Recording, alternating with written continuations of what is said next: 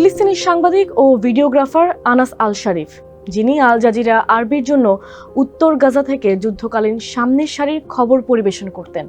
মাত্র 28 বছর বয়সেই তিনি গাজার মানুষের দুর্দশা, ধ্বংসস্তূপ আর মানবিক বিপর্যয়ের প্রতিটি মুহূর্ত তুলে ধরেছিলেন বিশ্বের সামনে।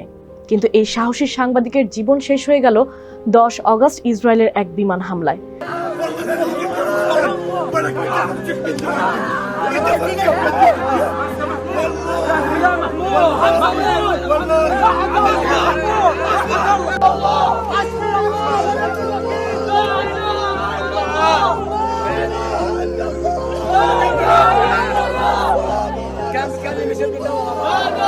হামলাটি গাজা সিটির আল শিফার হাসপাতালের বাইরে সাংবাদিকদের জন্য স্থাপিত একটি তাঁবুতে চালানো হয়েছিল, যেখানে আল আনাস সহ আরও 4 জন আল জাজিরার সাংবাদিক নিহত হন।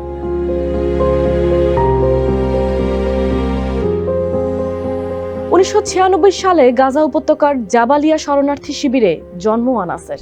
ছোটবেলা থেকেই যুদ্ধ আর অবরোধের মধ্যে বেড়ে ওঠা এই তরুণ পড়াশোনা করেন আল আকসা বিশ্ববিদ্যালয়ে, যেখানে তিনি গণযোগাযোগ বিষয়ে স্নাতক ডিগ্রি লাভ করেন। রেডিও ও টেলিভিশনে বিশেষায়িত এই শিক্ষা জীবন শেষ করে প্রথমে স্বেচ্ছাসেবী হিসেবে আল শামাল মিডিয়া নেটওয়ার্কে কাজ শুরু করেন আনাস। পরে যোগ দেন আল জাজিরায় উত্তর গাজার সংবাদদাতা হিসেবে।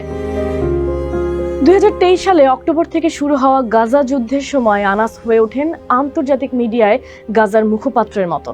ইসরায়েলের বারংবার হুমকি এবং জীবন রক্ষার নির্দেশ উপেক্ষা করে বরাবরই তিনি রয়ে গেছেন উত্তর গাজায়।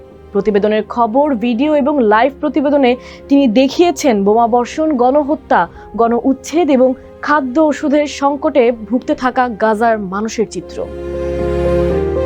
ডিসেম্বর 2023-এ এক বিমান হামলায় তার বাবার মৃত্যু হয়, যিনি অসুস্থতার কারণে ঘর ছেড়ে যেতে পারেননি।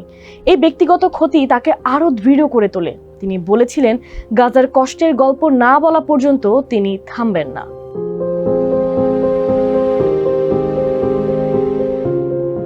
মৃত্যুর কয়েক ঘন্টা আগে আনাস তার সোশ্যাল মিডিয়া অ্যাকাউন্টে লেখেন, ইসরায়েল গাজা সিটির পূর্ব ও দক্ষিণ অংশে ভয়াবহ বোমাবর্ষণ চালাচ্ছে, যেটিকে ফায়ার বেল্ট বলা হয়।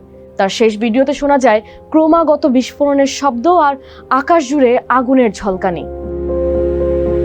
তবে তার মৃত্যুর পর প্রকাশিত হয়েছে একটি বিশেষ বার্তা, যা তিনি 2025 সালের 6 এপ্রিল লিখেছিলেন। শর্ত ছিল, যদি তিনি নিহত হন তখন সেটি প্রকাশ করা হবে। সেই বার্তায় আনাস লিখেছিলেন, জীবনের সব ধরনের কষ্টের স্বাদ আমি পেয়েছি, বারবার মুখোমুখি হয়েছি শোক আর ক্ষতির। তবু বিকৃতি বা ভুলভাবে উপস্থাপন দূরে থাক, আমি সত্য তুলে ধরতে কখনো দ্বিধা করিনি।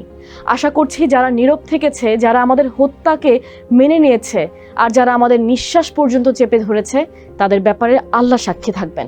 তিনি আরও লেখেন, আমাদের শিশু ও নারীদের ছিন্ন ভিন্ন বিকৃত দেহ তাদের হৃদয় নরম করেনি, থামায়নি এই হত্যাযজ্ঞ যা 1.5 বছরেরও বেশি সময় ধরে চলছে। আনাস নিজের স্ত্রী বায়ান, ছেলে সালাহ ও মেয়ে শামের কথা উল্লেখ করে দুঃখ প্রকাশ করেন। তাদেরকে তিনি বড় হতে দেখতে পারবেন না।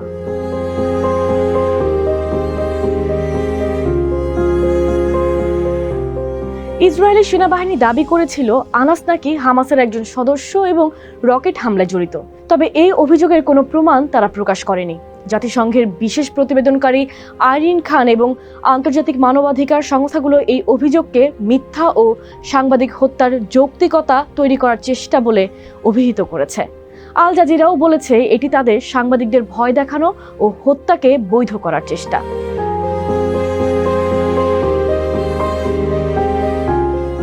আনাস আল শারিফ শুধু একজন সাংবাদিক নন, তিনি ছিলেন গাজার কণ্ঠস্বর।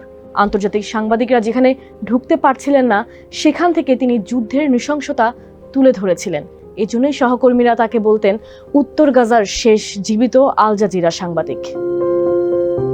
আনাসের মৃত্যুর মাধ্যমে গাজা যুদ্ধে নিহত সাংবাদিকদের সংখ্যা 200 ছাড়িয়ে গেল। আনাসের গল্প থেকে বোঝা যায়, সত্য বলার জন্য জীবন উৎসর্গ করলেও তার কণ্ঠস্বর কখনো নীরব হয়নি। এমনকি মৃত্যুর পরও নয়, বরং আরও জোরালো হয়ে প্রতিধ্বনিত হচ্ছে বিশ্বজুড়ে।